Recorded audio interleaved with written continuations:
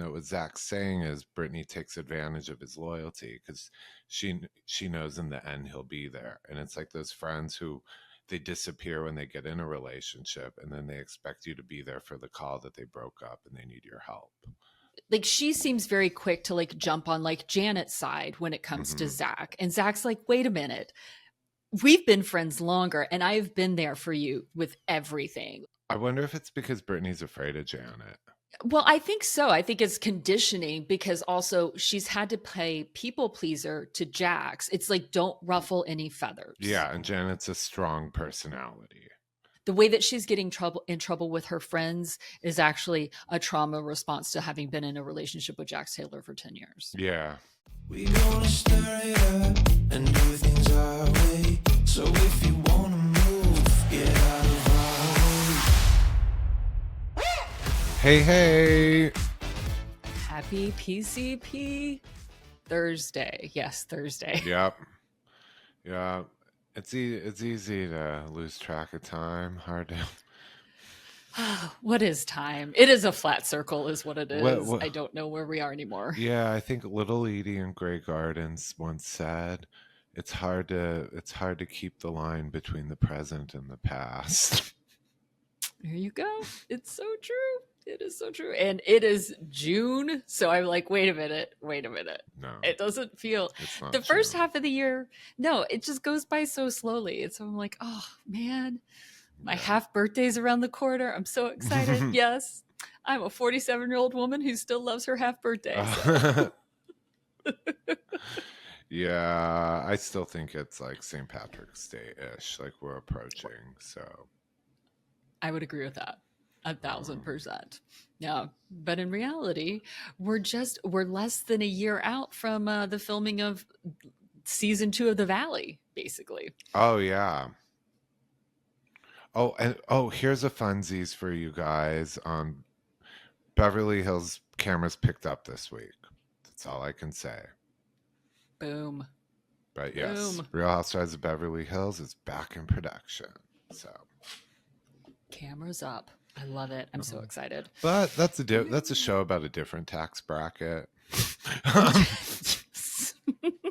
We're moseying on over today, back from the 310 to the 818. We're talking about the Valley.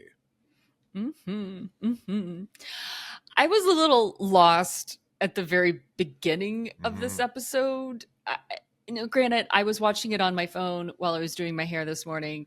But there was something about like Zach getting in trouble, like shooting off his mouth while he was a little drunk at a friend or with a friend named Jared. I don't know. I was lost, and you are too, apparently, because we tried to. Yeah, figure out I who this don't know was. who Jared is. Are we missing something, or is he? My thinking now is if Stacy doesn't know and I don't know, maybe he's just part of their general extended friend group who's not a cast member. But maybe you guys know. Yeah, put it in the comments on YouTube, like, or you know what you can do now? You can leave comments on Spotify now really? too. So if you're listening to this on Spotify, leave a comment there as well. There you go. So yeah, but leave a comment because I don't know. But I mean, it does sound like a little bit like Zach, gets a little bit of courage, needs to like watch his mouth a little bit when he gets that drunk and like worked up. I was trying to read between the lines because they wouldn't say what he said, and I think it's because of I think he said that someone should kill themselves. Because Stacy, I'm sorry, not Stacy. I'm sorry, Stacy. Because Janet was like, he could have just said they can go F themselves and left it at that. And I'm like, what's the next step from there? Because I may be a little Zackish at times. I'm like, what would I say after that? And I would tell someone that they should go themselves. So I mean, I don't say this, but I have started, because of you, started saying I would rather light myself on fire, like, which that's gone to extreme. But I did appreciate the fact that like he was like, it's hyperbole. It was like, nobody seems to know what hyperbole means, and that is absolutely true. But the funny thing is people use hyperbole all the time. but they don't know what it means. And what is hyperbole, people may ask? This is what hyperbole is. It is an extreme exaggeration or overstatement, especially as a literary or rhetorical device. People nowadays say, he literally ran me off the road when they did not. That was used a literal, or like, I'm dead. No, you're not dead. That's hyperbole. That's hyperbole. When you're like, I'm dead, like I'm dying, hyperbole. Yeah. So yeah. Just extreme. But before we dive into the after shark party, which was like, so I guess this was off camera, which is always my issue with bringing. I mean, I do like with the Valley that they are there's no fourth wall. They talk about, so when the cameras were down last night, or later on, we'll see when Jax is texting Brittany and she tells the producer, get this on camera, please. I was like, so I do like this. They are kind of taking you inside the reality of reality TV a bit more, which is favorite thing. But something I have to get this out of the way. It's like the first few seconds of the episode. Jax and Brittany's dog, his name's Kingsley. Yes. Kingsley, like Kim Richards' pit bull. Oh God! I was like, of course you remember that. I was like, that dog name on Bravo has quite a history, and it's not. And it's like, she's like, here, Kingsley, baby, and it's like playing with Cruz, and I'm like, don't let it near the child.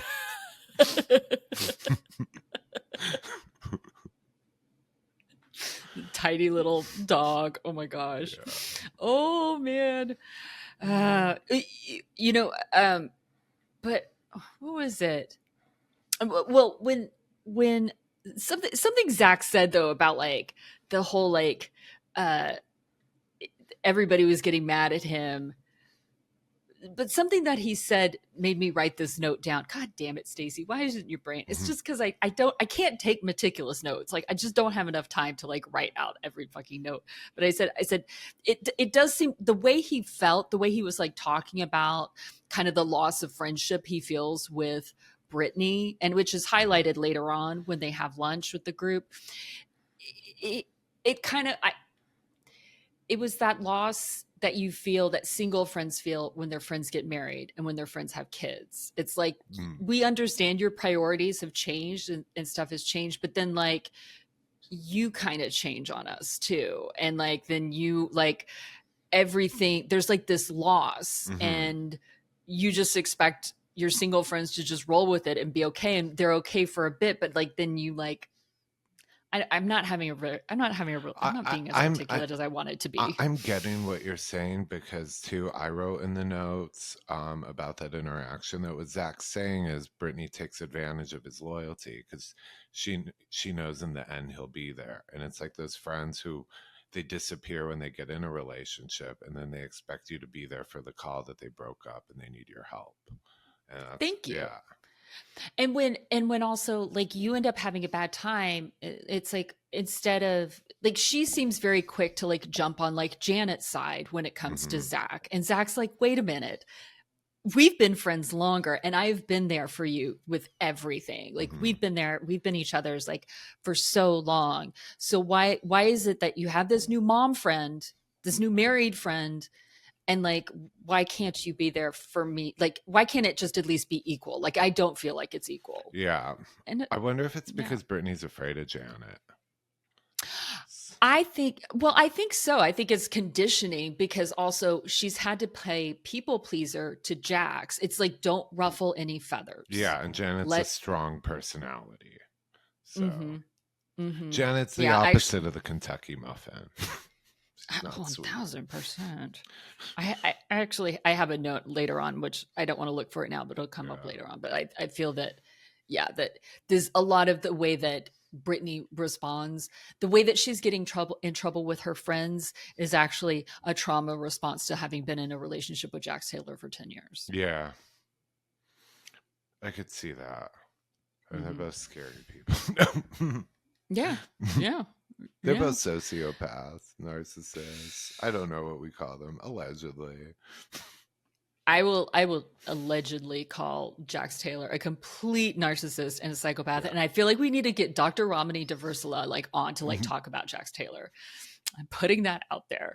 Dr. Romney, let's talk about Jax Taylor because, oh my God. And I want to circle back to what I just said in case she wants Jason, the attorney, to sue me. That was hyperbole. I don't necessarily know if Janet is a sociopath and a narcissist, but just from observation. Well, on the after show, Jason was like talking about, because he's like all upset, they're all like feigning this indignance about, the whole ring lie, rumor, whatever. And he on the after show, he's like, now people are going to Google my name and they're not going to see like Jason Caperna, like attorney at law, like how good I am. They're going to see like that I take off my wedding ring when I go out. And I go, then you shouldn't have gone on a Bravo reality television show. Right. Like, he had no Google profile before. He would have been lost 3 pages into the search results. yeah. You sign on for that. You sign on for reality TV for a search imprint. He got Look, it. a lot of here's a little back, inside reality television.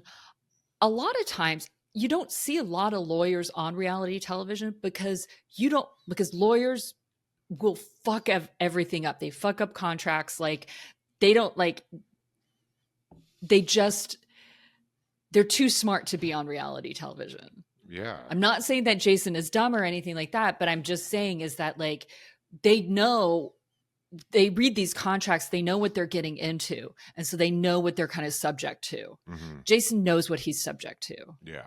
So, he's doing this for his wife. That's my opinion. I think he does enjoy it. I think after the first season, he's like, oh, this isn't bad, but like, look, you're in it now, buddy. You're in it now. You will not be remembered as an attorney. You will be remembered as Janet's husband from the Valley forever. Forever. Yep. Oh my! You know what else? So this progressed into some scene at Sheena's, and you know what really bothered me? First of all, I'm happy for Sheena. You could tell how happy she is to be back in the mix. It's like she was sitting in the dark for the past couple of years waiting for the phone to ring. She's so happy. She's so happy. I kind of like, I missed the Chiron, the lower third that came out that announced that it was Sheena's house. And I was like, wait a minute, are we at Tom and Ariana's? Mm-hmm. Are we at Katie and Tom's old house? Like truly.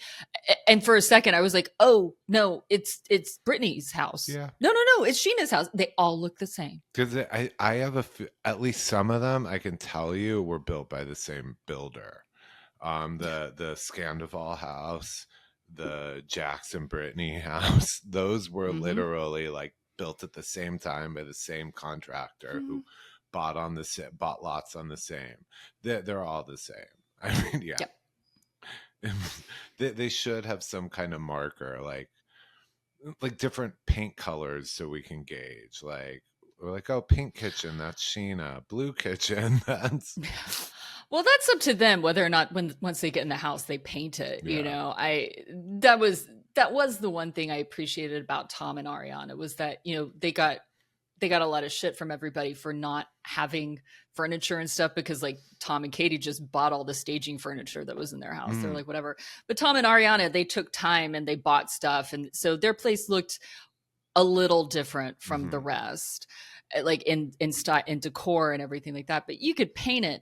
But also there is that whole thing of like millennial gray, like mm-hmm. all the millennials, like, and you're one of them, like everything's gray, all this stuff. And I was just in a millennial's apartment. Now, granted, I haven't painted the walls of my apartment. I tend not to because I just never think I'm going to be living in an apartment as long as I am. But I went into a millennial's apartment and literally her couch was gray. Her rugs were gray. Her bedspread was white. Like everything was like this neutral. And I was like, no, I've got like pink bedspreads. Like I've got color in my place. Do you know what I mean? Like I've got like my furniture is different colors. Like I have got to have color, like pop in at places. You know what I mean? I was like, oh, millennial gray is a real thing. I wonder if all the people in the Valley, all their homes stay semi-staged because you never know when they're going to have to sell. I mean, this market, not anytime soon. Let's be real. Anyway, what really irritated me about this scene was Sheena's excitement serving these people vegan enchiladas. It's like you drag these people vegan. So I was like, okay, what the are in these enchiladas? So I was like, so no meat, no cheese. She talked about the cheese melting. I'm like, oh my God, are you serving your friends proudly like tortillas wrapped in what, like tortillas wrapped in like what, vegetables and almond cheese? I was just so angry that everyone had to sit there. I was angry for them that they had to sit there and fake excitement, like, ooh, Right. yay, how much longer till I can They're pretend like, to take a bite and spit it out. can we go to Casa Vega now and get some real enchiladas? Yeah. Come on. I was like, God, why? Don't force this on other people. No, don't force vegan. Look, God bless vegans, but no. Yeah. What popped off there? I mean, Janet and Jason confirm how upset they are with Jasmine now. I'm like, is this now like their takedown of Jasmine? This is what I dislike. It's very housewives of the two of them to squash a beef, to like confront something, which they did last week. They confronted Jasmine and Kristen about bringing up this rumor about Jason. They talked about it. They seem to squash it and they go away. And then apparently they talk about it and they go down, like Nia said later on, and they have their talk and they go down this rabbit hole and they create something bigger than it was. And they make it a beef. And that's what housewives do. And that's what we get tired of on Housewives. Yeah. Like, it's okay a little bit, but like, no, like once you've had this argument, like, and you've said it's okay or you've apologized, then be done with it. But they really seem to be making more of it, especially because like both Kristen and Jasmine, and they're really going after Jasmine now too, which I have issues with because I really like Jasmine. They're really going after her by saying that she made it up. And she has made it clear that she did not make it up, that she heard it from other people. Now, apparently those other people are now saying, I didn't say that, but everybody's like, you said that. Yeah, Janet, I was like, well, Janet now has a target on her back because she said, if Kristen wants to go after my husband, you just put a target on your back, bitch. Janet, don't come for my angel. My Mariposa, my moral compass on this show. Don't hustle the hustler. Yeah. Come on. God. I did some digging on the beach scene too, because what tripped me out is it actually took me back to high school, because what tripped me out is when they were they're doing the metal detector, and then Jason's like, do you want to do it over here near the fire pit? And I was like, what fire pit? I was like, that's illegal on beaches in LA. And then they were talking about s'mores. And then I remembered there's one beach, it's down by LAX. It is not Malibu. Yep. It is not a beach in high school. Stockweiler Beach. Yeah. It's the only one that has it. And in high school, my friends would go, that would be like from the valley. We don't have like lakes and lake parties and things, but once in a while in the summer, it'd be like, we're going to have a bonfire in Dockweiler. I was like, I don't know where that is and I'm not going. So I've never been to this beach, but yeah, it's like the only one that allows those. So, and you, I think now also you have to rent it. Like you have to pick a time and you rent them. I could be wrong, but that's what is going on with your microphone? We have mic issues today. So. But yeah, I just don't want you guys thinking it's like in California or LA people do that. It was something in high school that no one went to. I was like, no, it's a bonfire. Well, because also, like, no lie, like they were saying, like it will take you over an hour, probably an hour and a half in traffic to get to those places, to get down there. So yeah, I almost choked and died when Brittany was like, I don't see why people don't like Janet. I did too.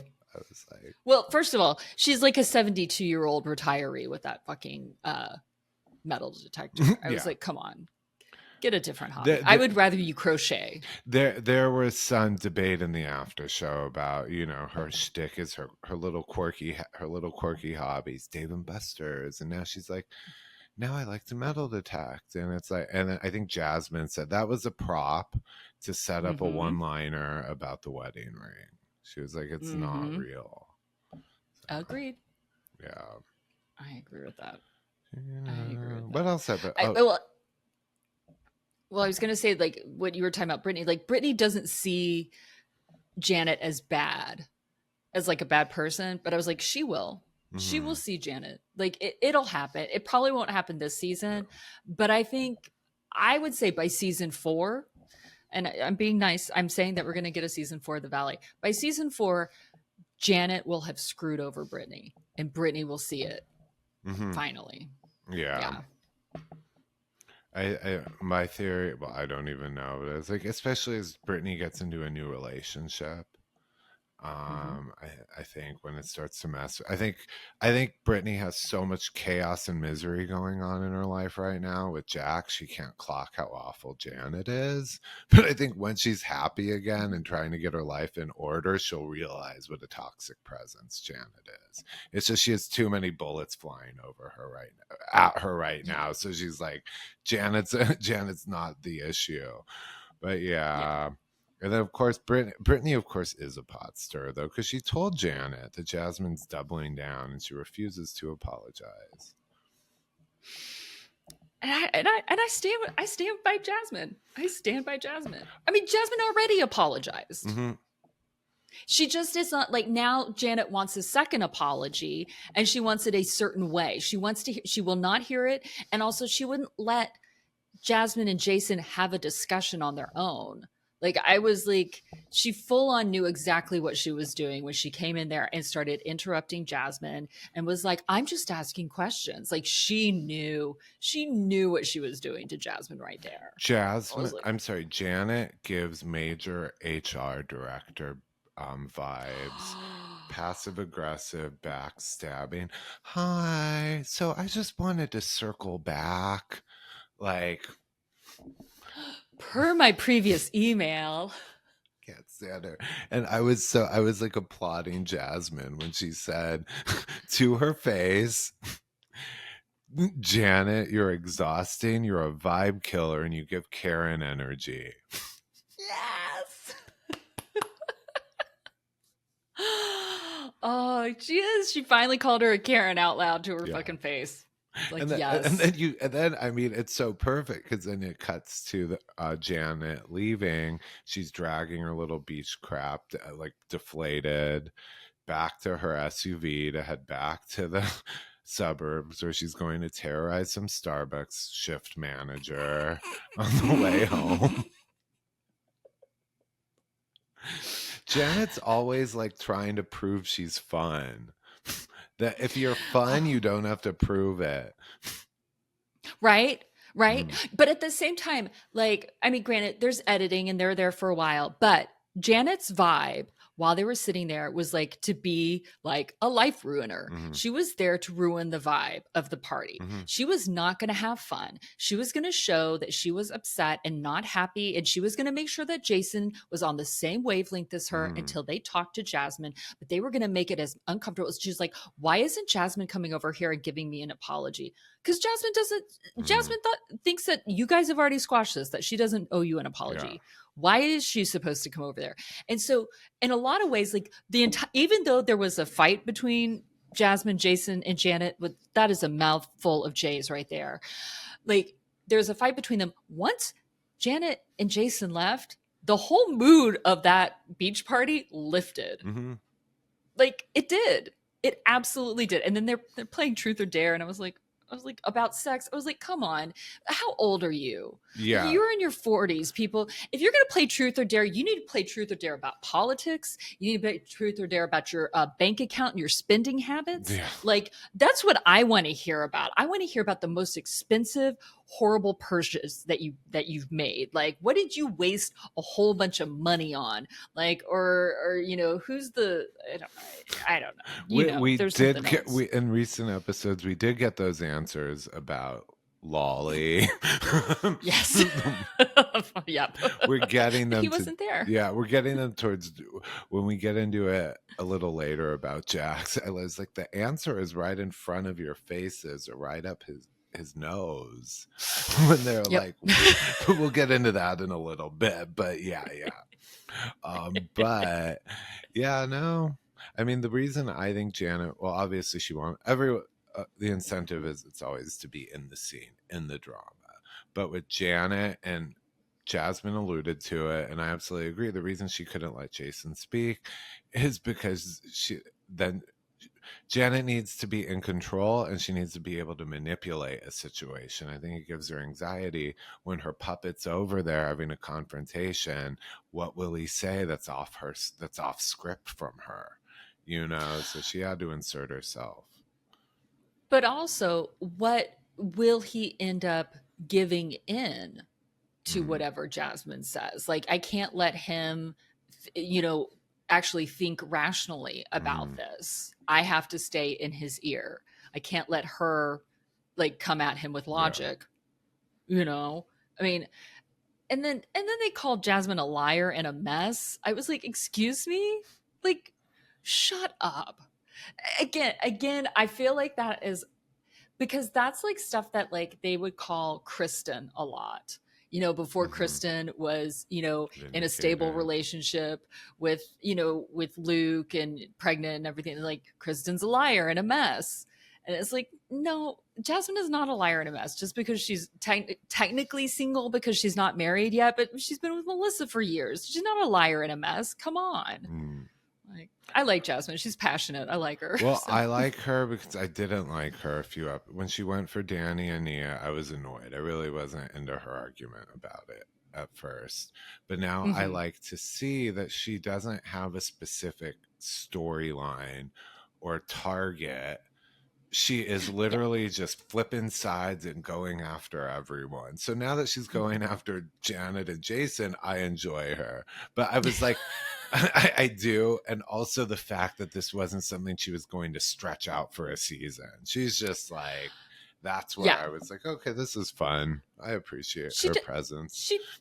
She does want it over with. And I also got it like with the Danny and Nia's situation, that it really more had to do with what had happened with Danny beforehand and her not feeling like she got a real apology for it. And when she got it, she was like, all right.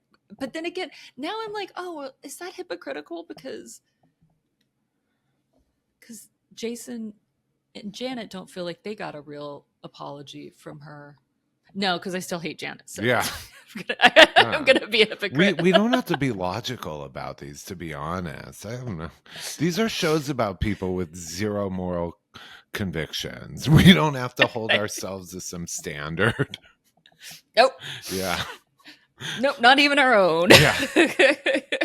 Like, push them down the stairs. I don't care. I'm bored. Yep. Oh, it was funny here at this. So after the whole beach thing, they met up for brunch. It was just because I was like, my thing about the brunch, I like to listen to their orders and judge them a little. Because I'm like, how do you start your day with that many? I was like listening to the orders. How many carbs is that? Like, they were ordering like sandwiches and pastries, but that was just something. That was my own hang up, but my own issue. I was just like, I'd feel sick. But it was funny when Brittany tells him she's seen a new guy. And this was she stuck to the brand. I wonder if producers in Confessional were like, Hall, let's re-say this. She says he comes over and they peacock and chill. Probably. Yeah. I didn't even catch that. Oh yeah, I thought that was so. I was like, oh my god, Brittany is so witty, and where the branding, the corporate branding. I was like, yeah, no, because that would have been something emails would have been sent around.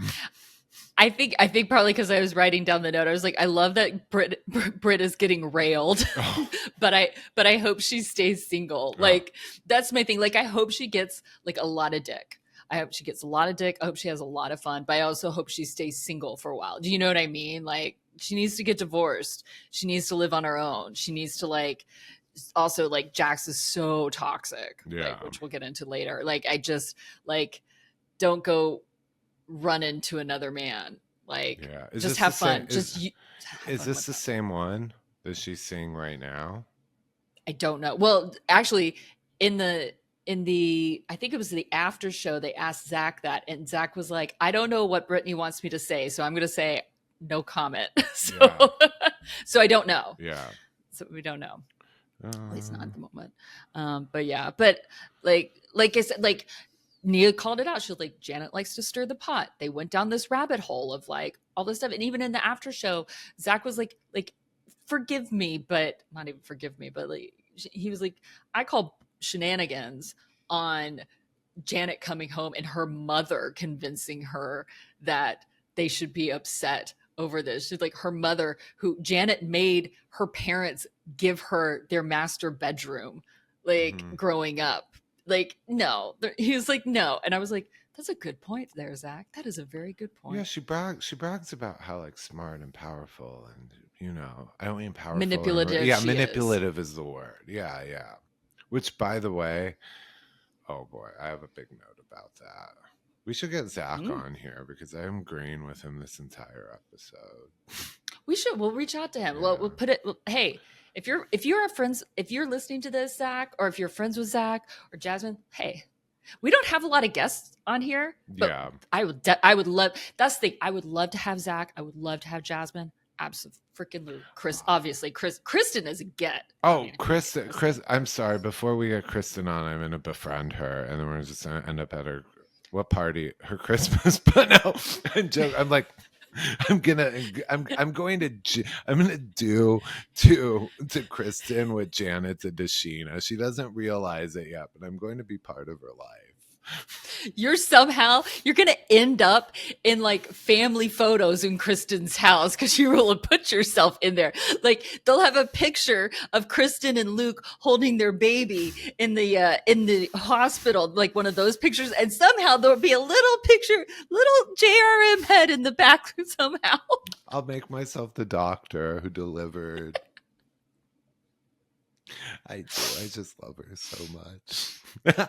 But what oh my god, I am totally blanking here with that. Oh, but Zach dives back into Brittany with this, and he tells her again, he elaborates about what a bad friend she is. Well, about the double standard that she seems to have. And it seems like she's listening. It feels to me, I'm going to give her just a little bit of space on that, just because I feel like she is going through so much. And like I said, that I do think that she's dealing with like this trauma of not knowing how to handle other people due to the Jax of it all. Like, how do I handle other people's emotions because they always are so volatile on me, because it's been dealing with Jax for so long. So she's afraid that if she really stands up for either one of her friends very strongly or for her own self, that it's going to be thrown back on her. Because I know what that's like. So I feel for her, but I do think it is important though that Zach tells her that so that they can move forward in their friendship when the time comes for her to start really dealing with that on her own. Yeah. And again, I think it's because also that Brittany's not afraid of Zach, or who he also said Kristen. He also threw Kristen in there, that Brittany treats Zach and Kristen like fixtures that will just always be there. And again, Jax, we know he laid out those examples. Jax, we know what he's put her through. And I'm gonna lump Janet in with Jax because that's fun and I don't like her. And Janet too terrorizes people, and Brittany can't take it. But what the problem with Brittany is, her persona and like who she tries to be as a nice person, like I was gonna say nice guy, but nice girl. And the thing about that is, when you're a friend to everyone, you're a friend to no one. And on a show like this, it is about loyalty and conflict. And she's trying to. You can't navigate that unscathed. So it's true. It's absolutely true. 1,000%. Yeah. Well, Danny and Nia get a lymphatic massage, and I was like, okay, whatever. Yeah, exactly. I was like, okay. I was like, this conversation's too healthy, too wholesome. Onward and downward. Oh, then you got Janet and Jason And it was interesting because Janet was like, acting all upset over her, like the loss of the relationship with Jasmine, and like, I don't understand. And I was like, well, maybe Jasmine, you don't like how Jasmine is acting towards you because Jasmine is no longer being like your little lapdog and just doing everything you say. Like, she's standing up for herself, or she's standing up for her friends, or she's just like, you know what? I actually don't like, I'm kind of realizing who you are. And I think that's, to me, what's happening. And this was a big note. This was the note I alluded to earlier, like 3 minutes ago, when I said I agree with everything Zach said. This caught me when Janet and Jason, and they're explaining how upset they are, and she's like sitting there crying or almost crying and saying how it's affecting the kid and all that. And I do get that part. Like, you don't want to, I get that, but that was a bunch of crap to me. What she was doing once again, like she did to Zach last season, is weaponize motherhood. You can't be mean to me now. It was last year she was pregnant. Now it's, you can't call me out because it might affect my toddler at home. The vibes Iraqi is like, I was like, oh my God. And she was doing that, hugging the kid, like baby Jesus and whatever in the ball pit instead of the manger, just like with these fake tears, trying to make it seem like she's it reminded me, it's just like, I would have maybe fallen for it if I hadn't seen last season and how they opened this season and what Zach told us. It's like, she is once again hiding. She uses the kid as a shield when the other people are upset with her. Yep. Lots of weaponization of motherhood. With Janet. Absolutely. Oh my gosh.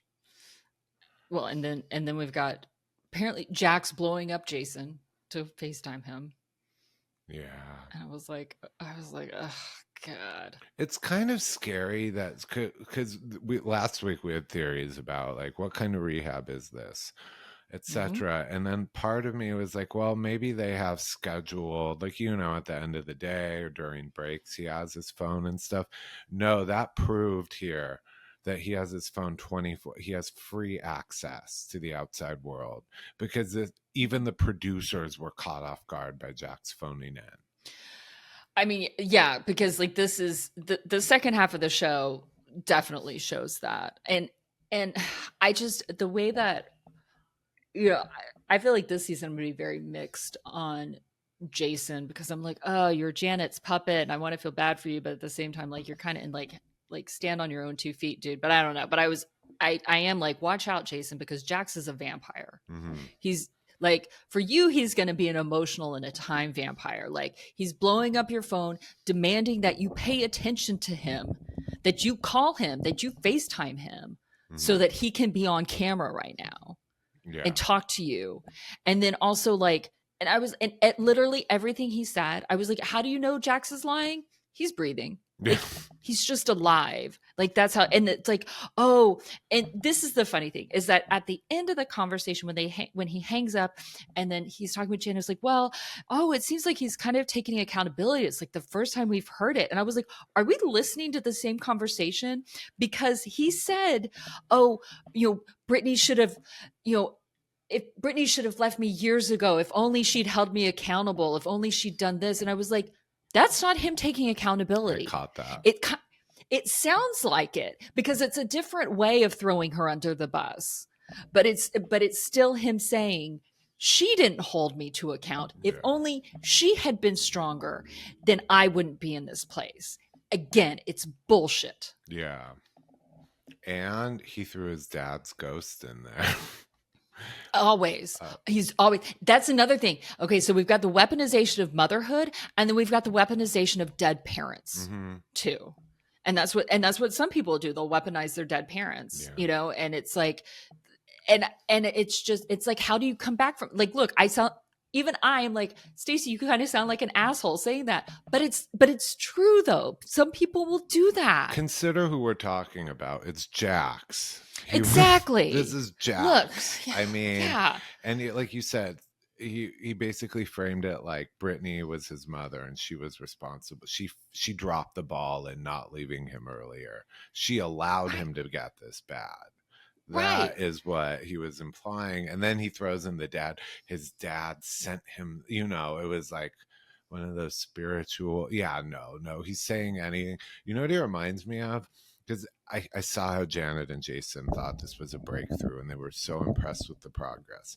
And I don't know the psychological term anymore, but it's like, say when a dog, here's what it is. When a dog knows hitting a certain button will get them a treat, they don't. Pavlov's dog. Is it? And they don't. And some people be like, oh, they understand that the button says treat. They can read. No, they just know there's a button.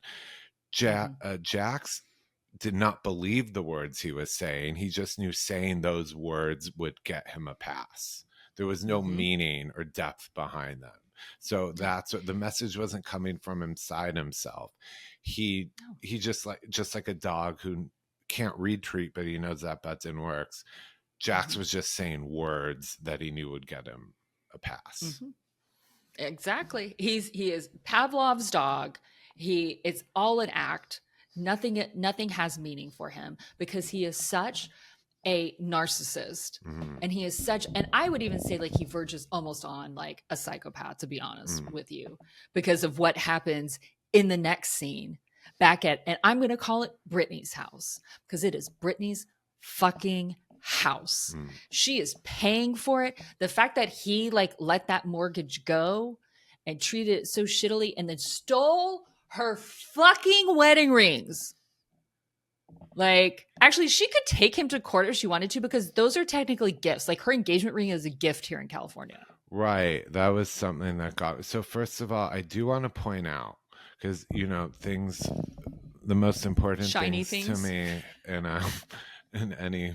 the ring. I would be like, where? And I love that they pointed out the safe. I was like, oh, dude, tell me more. I love these things. But...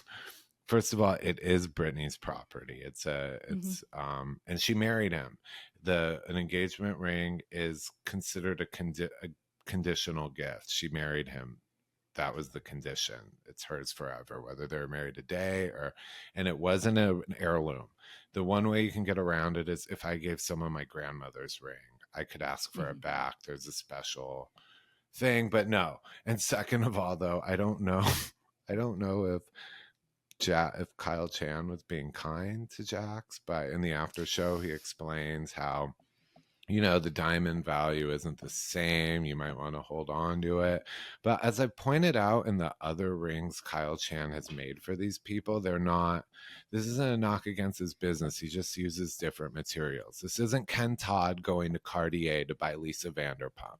This isn't Rick Hilton going to Harry Winston to buy Kathy. These are weird off-brand stones. Like Katie's was like a brown diamond or something.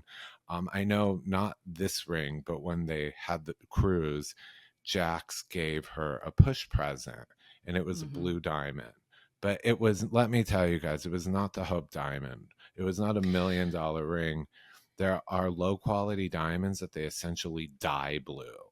They're basically worthless. That's what he gave her. So I'm saying these rings probably are not worth as much, just so.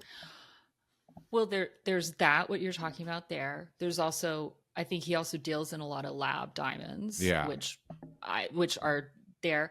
He wasn't, Kyle, now I do think that Jax is lying through his teeth on 90% of that. What he wasn't lying about is that, okay, well, first of all, as we've talked about on the podcast before on other episodes, the resale value on a diamond period is like basically you pay a premium for a diamond and that's it. It's like, it's worse than buying a car, like a new car. Like, you buy a new car and as soon as you drive it off the lot, the value plummets. Same thing for a diamond ring. Like same thing. You're never going to get that money back. Yeah. So, but now because of lab diamonds, the value is dropping even more. Like De Beers and all those real diamond places, they are having issues trying to get the money that they used to get out of their diamonds because lab diamonds are coming up and they are less expensive. They have no resale value though, just so you know. Yeah. They But have that's like the whole no thing. resale value. It's like, That's why we don't go by the diamond standard. That's why it's a gold standard. Like gold is inherently valuable. mhm, Diamonds actually are not, technically. mhm. They are just pretty baubles that we enjoy and are expensive. But once you buy one, just hold on to it. Yeah. So don't Like think that. this sounds, I used to be friends with a very famously divorced housewife who maybe Mhm. helped kick off the first episode of Vanderpump Rules. Sheena knows who she is very well. And she held on. She had a beautiful engagement ring from the man that the husband that her and Sheena may have shared. And it was beautiful. And she held on to it for her son. So I totally understood Mhm. what Brittany was saying. Just she was like, I'm not going to sell it. I'm just going to, maybe one of the kids will use it one day. Like she Yeah. understood the value, but Jax playing these weird games about like, I'll give them back. What, they're not yours to keep. No. You guys are Oh, married. They're Britney's. I'm gonna put it in trust for his like college or something. No, you're absolutely are not. Oh my god! And then I just had a thought. I was like, what you were saying just reminded me of something. Fudge. Oh. It also, sorry, proves how much that Craig Conover is a liar when it comes when we're talking about Summer House. And he said that he bought Paige a ring a year Yeah. ago. And then, but he's not never shown any pictures of it. Never, like nobody Mhm. was like, oh, he showed us this ring. Nope, nobody's seen it. And then on Watch What Happens Live, he says that he returned it to the jeweler like that weekend in New York. You can't return a fucking, like there's no return, there's no refund policy on engagement rings. Yeah. They don't He's a just, liar. Yeah. They don't just accept it like that. No. Craig Conover is Jax Taylor light. Let's get real here. Like he's just the Diet Coke Southern version Mhm. of Jax Taylor. Yeah. It's true. Better style. I used to think better of him, but he is just as manipulative. Like even maybe even worse because he's able to play nice guy too nicely. Yeah, You know and what I mean? I still will never know if he actually was in. I know at some points he was an attorney-ish, maybe, but No, I mean, he went to law school. okay, That's it. He went to law school. Okay, Period. yeah. So I mean, yeah, he's a little more advanced. Oopsies, he's a little more advanced than Jax in that sense. He had a little bit more education and logic and manipulation and game playing. Mm-hmm. Oh my God. I am so excited, by the way, to hear about how much Jax and Brittany's podcast is making. Slightly less than we are. Just a little bit less than we are. I mean, if you want to help us make like way more than them, Yeah. like then you should definitely subscribe and hit those notification buttons and everything like that and tell your friends about us. But like I'm not. Our RSS feed is pretty lucrative. Yeah. I mean, it's the people file. People have tried kidnapping us just to get the crypto thing, just to get the password to our podcast fortune. Oh my God. Well, I mean, okay. Can we, it's so interesting because he's like, oh yeah, like he tells Jason and Janet, I'm giving her the podcast, she could take that and like pay off the house or whatever. And then it's like, no, he's like holding that hostage. He's still this year, because we know that they've been filming the after show up until like probably about like a month and a half ago. He still had not given her the RSS feed. Right. Like even though they now have split the podcast, he has his own, which I'm not even going to tell you the name of it because he doesn't deserve it. And now she has taken over like where theirs was, and I will listen to it all day long. I mean, I don't really have time, but I have listened to it because I was like, I will give Brittany my listens because she has got an $18,000 a month mortgage to pay. Yeah. But he just lies. But I think what makes me the worst, the most mad is that what he did, that fourth wall breakage that we talked about the beginning of the episode with as soon as she FaceTimes his sister to have a phone call with Aunt Jenny for Cruz, And then all of a sudden the producer comes out from behind and was like, hey, I got this text from Jax. And it's basically like the house is bugged. He can hear things. That's it actually, it made me scared. Like I got frightened. It hit me somewhere. I was like, I can't even like, I don't even know what Sherry felt. Like I was like, oh my God. Yeah, that was a dark moment. That's when it clicked for me. I was like, it made me doubt this rehab even more because my assumption is Bravo paid for it. They picked a facility that would work with them to keep him included in the show. But when even the producer was like, where is this coming from? Is he in an attic? Is he in an attic? An attic. Addict. Is he in the attic? Is the text coming from inside the home? I mean, everyone was like, I mean, that would make me want to change the locks immediately and have it like swept for bugs. I would also take out that security system or have like all the passwords and everything freaking changed. I don't know how quickly, but that's psychotic behavior. And I'm saying that out loud. Like that's abusive. That's so abusive right there, because that is there to like put Brittany on notice that I'm watching you. I still have control over you. I'm everywhere. You can't ever leave me is what that is saying. And that is abuse. Jax Taylor is abusive. He does not have to physically hit her to be abusive. This is mental and emotional and verbal abuse. I figured out one of his angles here, which it's a pattern. So he drives the house into her. Obviously, like they even talk about it, and he even admits in the after show, his ego is because it's financial abuse too. Yeah. His possessive energy there. So what he does is he drives the house into foreclosure, then he hands it over to her. Like, ha ha ha. It's your job now. And he says in there, you have to pay for it until it sells. Meaning he doesn't want her to keep it without him. He drove it down to the point they're going to lose it, then tossed it at her to say he's a good guy. And then to make up for it, he offers to help her pay for it by handing over the podcast so she can have the revenue to pay for it. Keep in mind, this is Jax, who does not think anything can go on without him. He handed her the podcast and left the podcast assuming it would tank. Without him, there would be no revenue. And so he's just handing her empty gifts, like debt after debt. He had no intent. If he thought the podcast was worth something, which apparently now he does, since he's still holding it, he would have held it. He wouldn't have handed it over to her. So, yeah. He's just constantly setting her up for failure. Anytime he gives in to her, there's a secret reason. Well, it's like a setting her up to fail to try to force her back to him.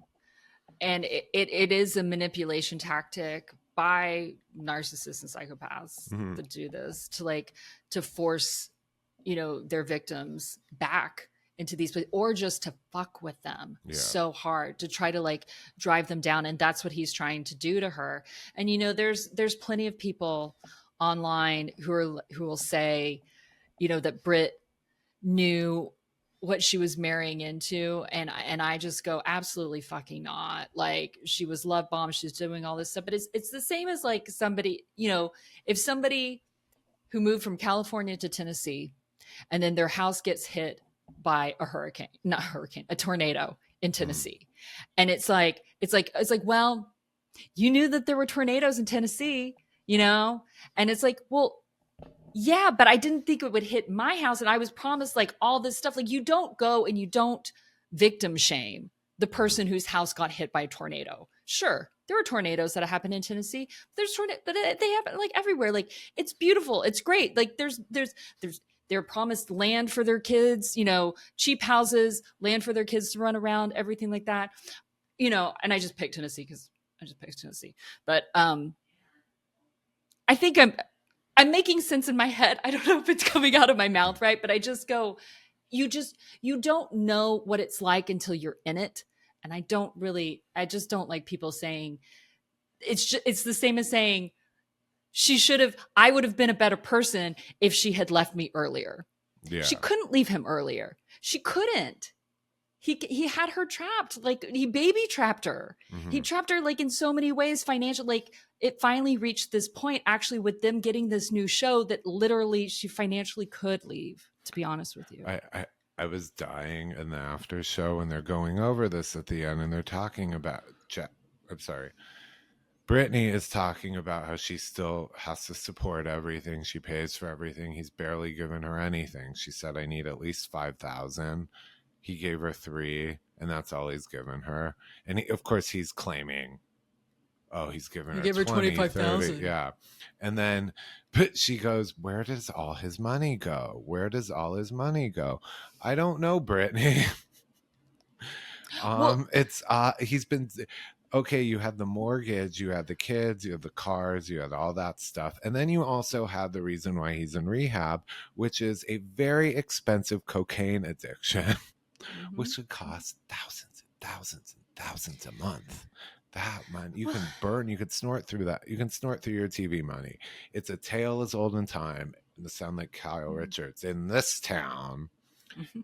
Well, and Lala pointed it out because Brittany said, you know, he was always on me about, like, why are you spending this money on this and this and this, that he was really tight with her. And Lala said he was tight with your money. He wasn't tight with his own money, like what he was doing with his money. And that's exactly what it is. It's like when you all of a sudden, like, your significant other starts accusing you of cheating and you haven't done anything. Like, you were out to dinner with, like, your girlfriends. He knew about it. And then all of a sudden he's coming home and he's like, who are you with? Da, da, da, you're cheating. But turns out he's cheating. Yeah. Like, oh, he's getting on you about your money because he's not being tight with his money. Yeah. And he needs to know that you still have money to support him. Like I said last week, he's a mooch. He's a mooch. He's a gold digger. And that's what he's been doing. He was gold digging off of everybody. Like, look, if Bravo paid for this rehab, see, he's gold digging off of Bravo. Like, he's getting paid for a show while going to rehab, like getting paid, like not paying his own fucking mortgage. Like, I mean, he's getting free therapy. He's probably banging everybody in that place too. For fuck's sake. You know, as you were describing it, you know who I was like, you know, would be the perfect match for him, the female version to a degree. Kim Zolciak. Oh my God. Those two would be Bonnie and Clyde. And they're the same age. What? I mean, she's like 46. In dog years. I mean, the woman is, I think, a year younger than me. Jax Taylor's is 2 years younger than me. So they're like around the same age. Like, but yeah, she looks so much older. That's why the family blocked me. One time on Dawn Gumbelson on Twitter, I tweeted without tagging her, but I guess it went viral, and she got back to her, Croy, the kids. I said something like, how could Kim Zolciak be turning 40 now when she was 54 in season 1? And I showed a picture. And that got me. She could both, like, mother and lover. Jax Taylor. I just mean, look, they are terrible to the people around them. They burn through money. Their life is an issue of chaos and foreclosure. Her addiction was like gambling or something. His is all of the above. I just mean, they're the same quality of human being. That's how I would put it. I would agree with you. Yeah. Oh my gosh. Scammers. That's a nuclear bomb ready to go off. And they're both recently single. It's gonna happen. Ooh, BravoCon, let's make that happen.